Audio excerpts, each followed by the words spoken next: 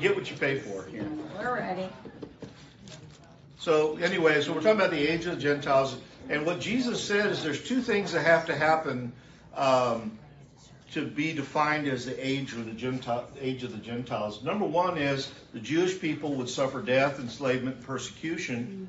And number two, Jerusalem would be defiled and under control, at least, if nothing else, at least in part by the Gentiles. And in fact, even today, Jerusalem is partially controlled by Israel and partially controlled by Palestine, so Gentile controlled. So even today, it's still the age of the Gentiles.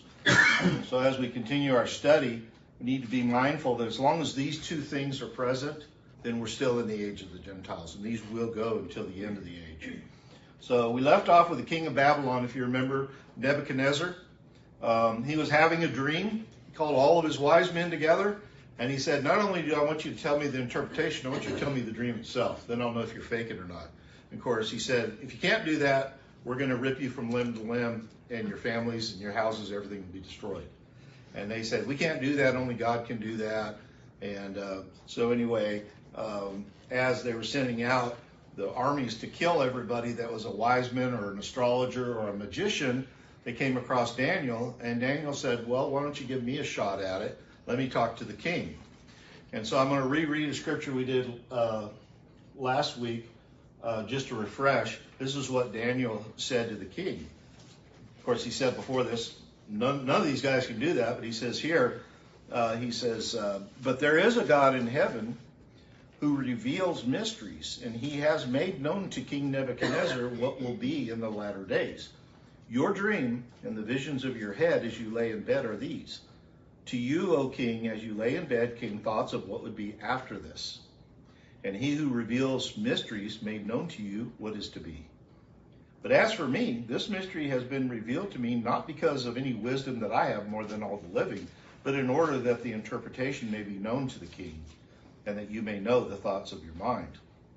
So Daniel offers to give this interpretation to the king, not only to save himself and his friends, but more importantly, to glorify God. Right away, he's giving glory to God. He's not saying, I'm not doing this, I'm dumb. This is God doing this. And as Daniel meets the king, he gives us an important detail about the context of this. He says, this is a prophecy that concerns things that will take place in the future, specifically the latter days or last days, the last days of this age. So this dream tells the story of our current age.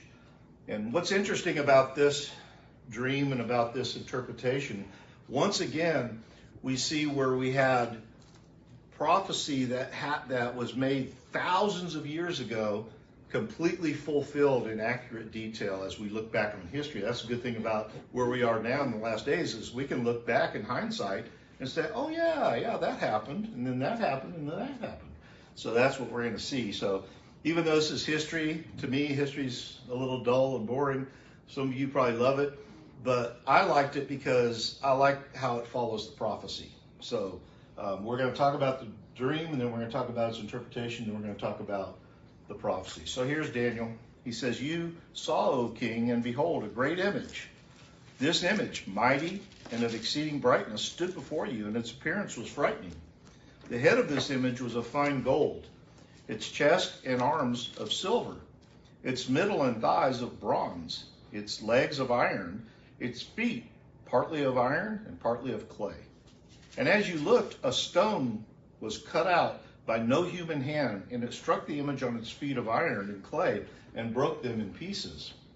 Then the iron, the clay, the bronze, the silver, and the gold all together were broken in pieces and became like chaff of the summer threshing floors.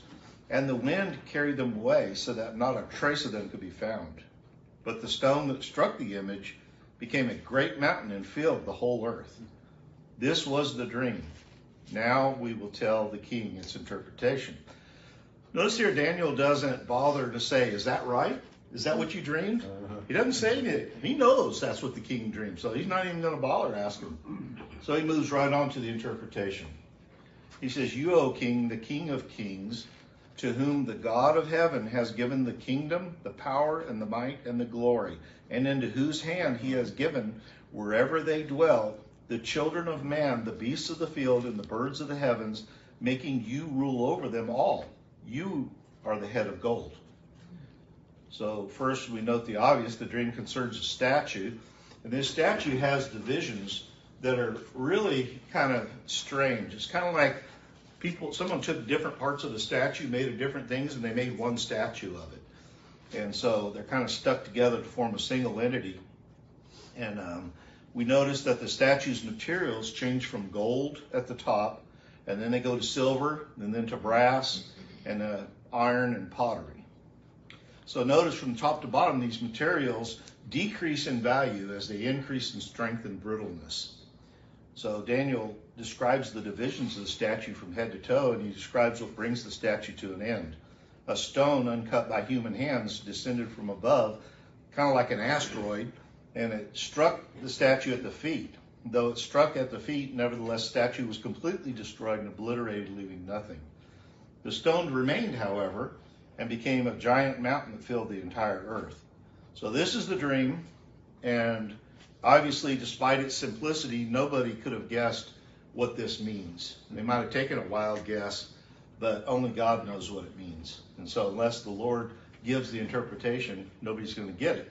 And the Lord chose Daniel to be the one to give the interpretation. So Daniel says the head of gold at the top of the statue represents Nebuchadnezzar, King Nebuchadnezzar, as the ruler of Babylon. And Daniel tells us that his power to conquer the nations of the world was a direct result of Israel's God giving them into his hand. In other words, God gave him that power. God gave him that authority. The Lord's decree was even more comprehensive than the king even knew. He says, by God's decree, Nebuchadnezzar actually ruled over the entire earth, although he probably didn't go around and do that, and probably didn't know that he was ruler, and nobody could have come against him. If you look over at Jeremiah, you'll see that Jeremiah confirms what Daniel's saying in chapter 27, verses 5 through 7, and this is God speaking through Jeremiah. He says, "It is I who by my great power and my outstretched arm have made the earth, with the men and animals that are on the earth. And I give it to whomever it seems right to me. Now I have given all these lands into the hand of Nebuchadnezzar, the king of Babylon, my servant, and I have given him also the beasts of the field to serve him. All the nations shall serve him, and his son and his grandson, until the time of his own land comes. Then many nations and great kings shall make him their slave." So we see Nebuchadnezzar, again, didn't have to travel the whole globe to know at this time that he was actually the king of the whole world. He was the one and only man who ruled all the earth because God gave him that right. But at the same time, this rule wasn't going to last forever. For what God gives, God takes away. And in a certain day that is appointed by God, Nebuchadnezzar's rule would end. More than that, Babylon's dominance would end as well. Then in time signed by the Lord, another power would rise up and take what Babylon had. So in verse 39, Daniel continues on with his interpretation. He says, "Another king inferior to you shall arise after you, and yet a third kingdom of bronze, which shall rule over all the earth." So Daniel tells Nebuchadnezzar that another kingdom is going to arise to replace Babylon, then a third kingdom will replace the second one. Before we look at the second, third kingdoms, let's see how this kind of plays out when you're looking at the statue. Daniel says the head of gold stood for the kingdom of Babylon under King Nebuchadnezzar. And then the silver, breast, and arms stand for the second kingdom. So each of these parts represents a kingdom that replaces the prior kingdom in history. So really you can look at the statue as a timeline of history running from head to toe. No two parts can exist at the same time because one part must end before the next part starts. And then, of course, this statue represents a timeline for our age, and Jesus named that age in Luke as the age of the Gentiles, the time of the Gentiles. And we know it begins with the head, with Nebuchadnezzar's rise to power, and that matches what Jesus said in defining the age itself. He said it would be an age marked by defeat, enslavement, and scattering of the Jewish people.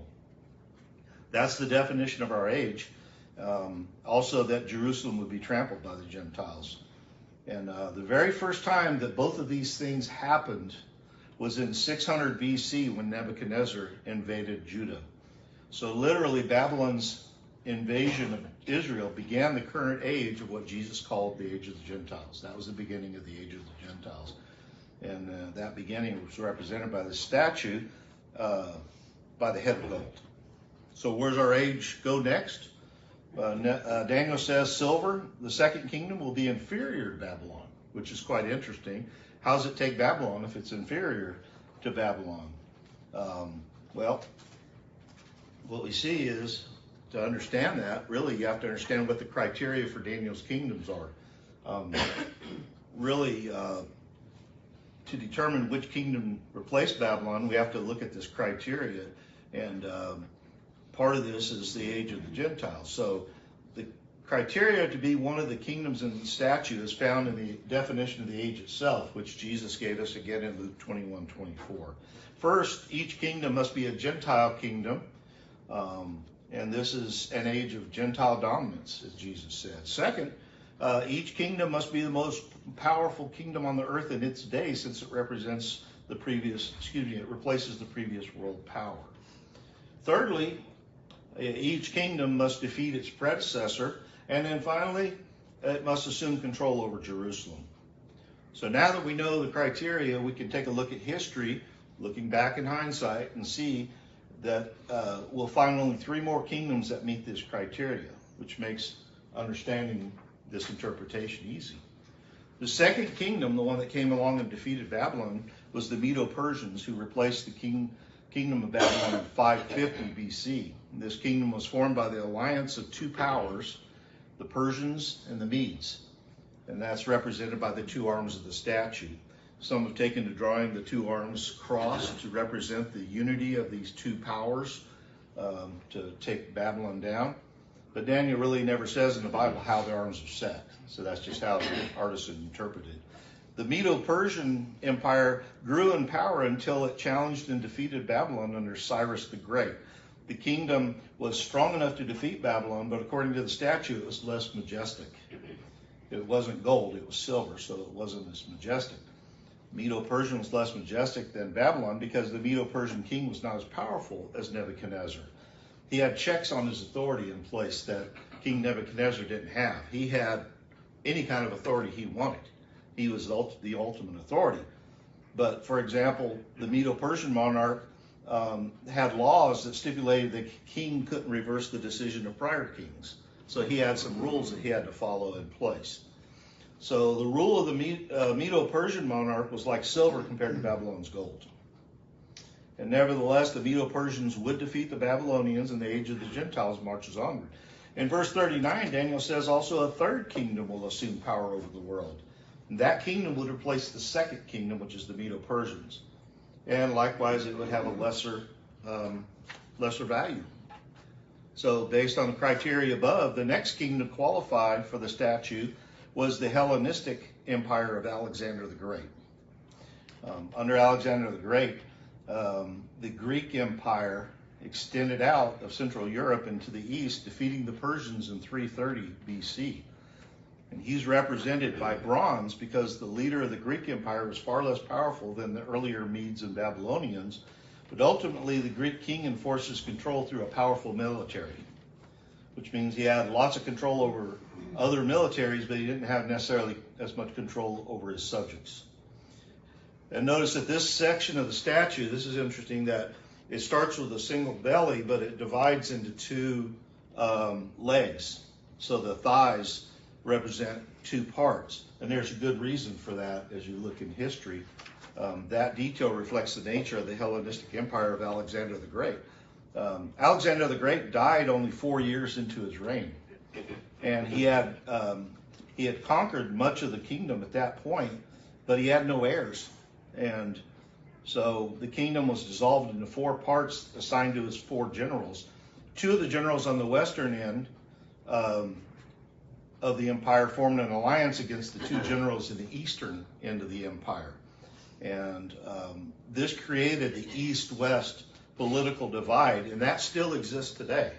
we still talk about the East and the West politically, and this was the start of it. This is how it started. In fact, the concept of Western world, Eastern world originated with this division. So just as the legs in the statue never go back together again, there's still two. There's East and West. That's the way the world's still set up today. And I'm just going to a time period between the Old Testament and the New Testament.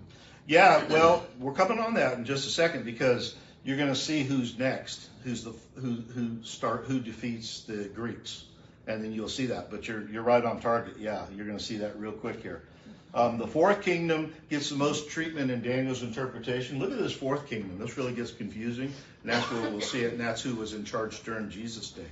But so here we go. It says, and there shall be a fourth kingdom, strong as iron, because iron breaks to pieces and shatters all things. And like iron that crushes, it shall break and crush all these. And as you saw the feet and toes partly of potter's clay and partly of iron, it shall be a divided kingdom. But some of the firmness of iron shall be in it, just as you saw iron mixed with the soft clay. And as the toes of the feet were partly iron and partly clay, so the kingdom shall be partly strong and partly brittle. As you saw the iron mixed with soft clay, so they will mix together with one another in marriage, but they will not hold together, just as iron does not mix with clay. Anybody that's into welding knows you can't weld iron and clay together. You can't weld iron and plastic together either. And so you could see that these things would mix and they would break apart. The final kingdom features the least valuable and most brittle of the materials, which is reflected by the tendency to break and crush into pieces. And so this kingdom replaces the prior kingdom, but it does so in a unique way. Rather than holding territory together as it did the previous kingdoms, this one conquers by breaking and crushing into pieces. So just as iron and clay do not stick together, this kingdom's various pieces combine for periods of time and then break apart again. Repeated, repeated, repeated. Nevertheless, this combining and separating pattern doesn't mean the kingdom itself ends anytime soon. It continues to exist through the time it experiences this combining and breaking process. And collectively, the loosely associated pieces of this fourth kingdom serve the same function as previous kingdoms. They persecute, enslave, and scatter Israel while trampling under and controlling Jerusalem. So what kind of earthly kingdom fits this? Well, the Roman Empire. And like I said, Rome was in charge. Romans were in charge when Jesus was here. So you're right, with this fourth kingdom, you're pretty close to the New Testament. And we know from history the next Gentile power to follow Greece was the Roman Empire. The Roman Republic defeated the Hellenistic Empire in 168 BC. And Rome eventually defeated Judea in 63 BC and took control of Jerusalem and Babylon. And Rome continued to expand even over the next several centuries. As Rome conquered, it transitioned from a republic to a monarchy ruled by Caesars. That's not Caesar's Pizza. That's Caesar Augustus and those kind of Caesars. Just saying, because I was confused by that. I had to do the research. Yet it added territory by assimilating cultures and lands without changing the culture of those lands. So it said, you belong to Rome, but you go ahead and do your own thing. You continue having whatever religion you want to have and everything, but you do belong to Rome. So in a word, what happened after the Roman Empire? Well, really nothing. Rome was never completely replaced, at least not like the prior kingdoms with a single king taking over everything. That never has happened again. Remember, Daniel said his fourth kingdom dissolves into pieces. And rather than being replaced by anything new, these pieces combine for periods of time like iron and clay, but they don't adhere very well, so they eventually break apart again. So where are we now in 2024? Well, we've seen this forming and breaking apart pattern repeated over and over and over again, even until today. We had a European Union. That went away. We had an Ottoman Empire. That broke up. Then we had the Nomadics and the Austrian Empire and Nazism. And all of these pieces came together to form alliances and then broke apart again. And so like iron and clay, that's what's happening, is the forming and breaking up and world wars all happening and changing of countries, and still going on. That's a pattern we've seen over the course of modern history. And so that kingdom is still in place today, the kingdom of clay and iron where the feet is on the statue.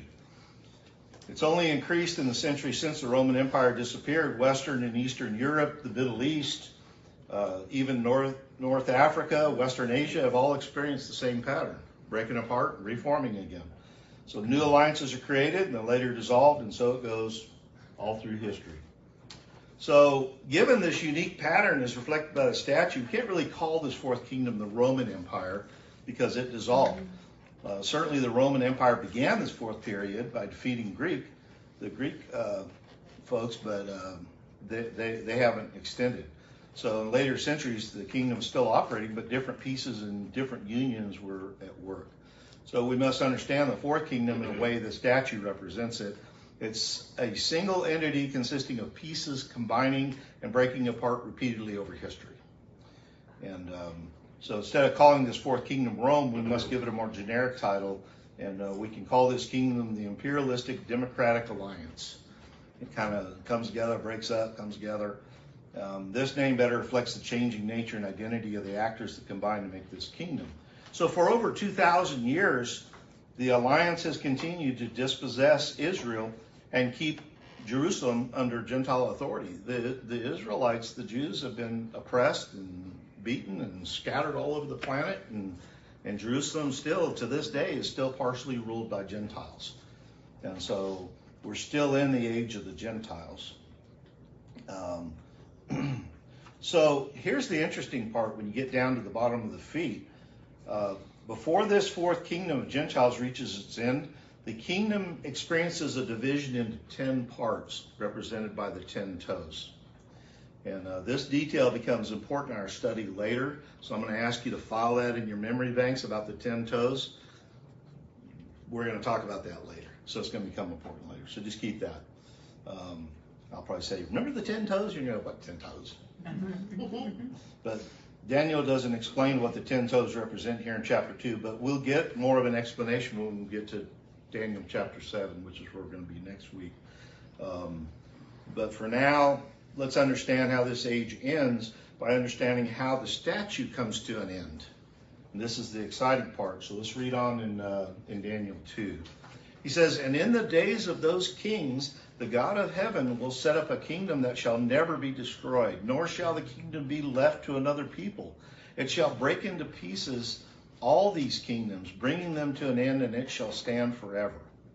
Just as you saw that a stone was cut from a mountain by no human hand, and that it broke in pieces the iron, the bronze, the clay, the silver, and the gold, a great God has made known to the king what shall be after this. The dream is certain, and its interpretation is sure." So finally, the last piece of the puzzle is that stone falling from the sky. Daniel says the stone that fell and crushed the statue is itself a new kingdom. And it's a kingdom represented by the stone. It's not connected to any of the prior Gentile kingdoms. We see this because the arrival of the stone coincides with the total destruction of the statue. We know that the statue represents the age of the Gentiles, so by definition, the stone's destruction of the statue means the end of this age, the age of the Gentiles, as Jesus named it. And the stone sets up a new kingdom, a new age, to replace the prior age. And therefore, those features that define the age of the Gentiles also must change. So, for example, in the age of the Gentiles, Israel was scattered all over the planet. So logically, the next age, all of Israel must be regathered into their land, and Jerusalem is restored to them 100%. We'll study more on this in the weeks to come, but keep this gathering of the Jewish people in mind, along with the 10 toes, the regathering of the Jewish people from all over the earth back to Israel, back to their land that was promised to them by God, because that's important. So keep that in mind, that they're all regathered. That's when they become free toes. That's when they come free toes, yeah, that's right. But you can only get those at Caesar's, so, oh, you guys are killing me. I love it. It was. Yeah, that was a good one. Yeah. So just as the age of the Gentiles ends, we enter an age when the Jewish nation will be dominant. And Daniel confirms this assumption for us in verse 44 when he says this new kingdom will end all other kingdoms on earth. And this new kingdom will endure forever. There's no more transitions. There's no more one kingdom defeating another. So the end of the statute is the answer. And this kingdom will be set up by God himself, not man. So stick with me. We're almost done. Thank you all for being early, except for So they were at Caesar's. But we're almost done. So what future kingdom is centered on Israel, follows after this age is over, and begins with a rock uncut by human hands falling from heaven? If you guys don't know that, then I don't know what to tell you. But the only conclusion that fits the data is the kingdom Jesus promised to set up at his second coming. And therefore Jesus is the rock returning to earth at his second coming, ending the age of the Gentiles. And the mountain is the millennial kingdom he establishes for Israel after his return. It'll be a Jewish kingdom, and in that Jesus is Jewish, and the kingdom was promised to Israel by God. And that time it will replace all of the ruling authorities on earth.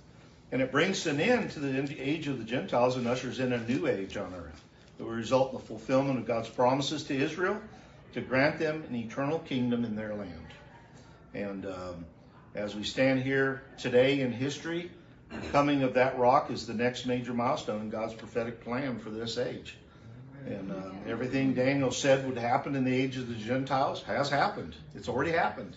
There's nothing left to happen except for that rock coming down out of heaven. And so that's the exciting part to me, is that this was predicted over thousands of years ago, and it all happened exactly as Daniel said, if you know what you're looking for. But only the events of the very end remain. So we're in the last days, waiting for the end to come. So where do we go next? Well, we need to augment our understanding of the age of the Gentiles with just a few more pieces of information from Daniel. And this time we're going to be in chapter 7. So all of those who like to study ahead, read chapter 7 of Daniel. And with a full appreciation of this age and all that remains, we can then move back to chapter 4 of Revelation and start moving forward through the details of Revelation, starting with 4. From there, we begin to add more pieces of the puzzle, how this age proceeds, into the things that must happen after these things. I like that saying. And so that's where we're going to be next week, Daniel chapter 7. And any questions, comments, last-minute prayer requests?